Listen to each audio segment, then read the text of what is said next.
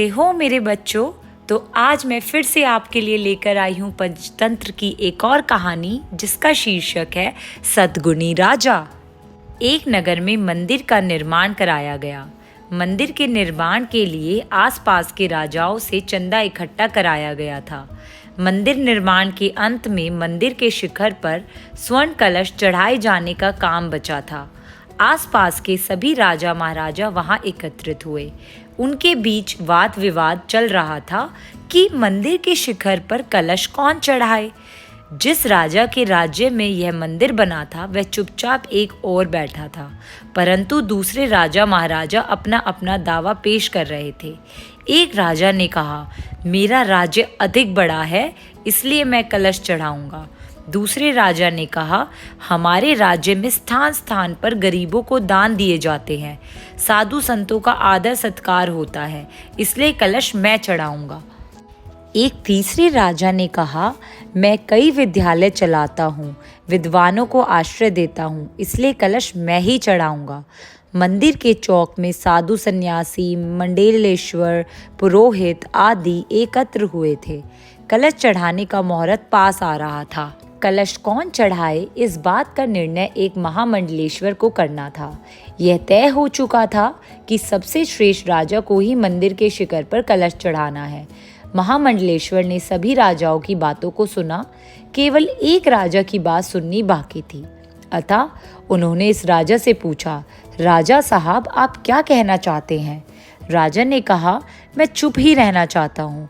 महामंडलेश्वर ने कहा, महाराज यदि आप स्वयं ना बोलना चाहे तो अपने मंत्री को कुछ कहने की आज्ञा दीजिए। राजा ने उत्तर दिया, मेरा कोई मंत्री नहीं है। क्यों? मेरा राज्य बहुत छोटा है और मंत्री का खर्च मैं नहीं उठा सकता। यदि मैं इस प्रकार पैसे खर्च करता रहूँगा तो मुझे प्रजा से कर्ज लेना पड़ेगा और यह प्रजा का शोषण कहा जाएगा। तो राजा साहब आप अपना खर्च कहाँ से चलाते हैं? गुरुदेव, मैं भी राज्यों के किसान की तरह खेत में काम करता हूँ। मेरी रानी चरखा काटती है, गायों की सेवा करती है, मैं कपड़ा बुनता हूँ। हमारी आवश्यकता भर के कपड़े रानी स्वयं से लेती है। उसकी बातें सुनकर अन्य राजा हंसने लगे। महामंडलेश्वर बोले, जिस राज्य का धन वैभव अधिक हो, जिसका श्रेष्ठ फल बड़ा हो, वहाँ पाठशाला चलती हो अथवा गरीबों को दान दिया जाता हो तो इसमें कोई बड़ा काम नहीं है। सच्चा बड़ा काम तो सादगी में है। सद्गुणों के अभाव में सादगी नहीं आती और जहाँ सादगी आती है वहाँ परमेश्वर का निवास होता है। अतः सब राजाओं में यही राजा श्रेष्ठ है।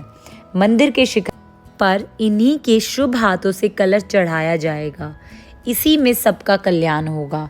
महामंडलेश्वर की आज्ञा अनुसार मंदिर के शिखर पर उस राजा के हाथों सोने का कलश चढ़वाया गया और धर्म की ध्वजा फहराई गई। चारों ओर आनंद मंगल हो गया। हमें इस कहानी से यह शिक्षा मिलती है कि सादगी सबसे बड़ा गुण है।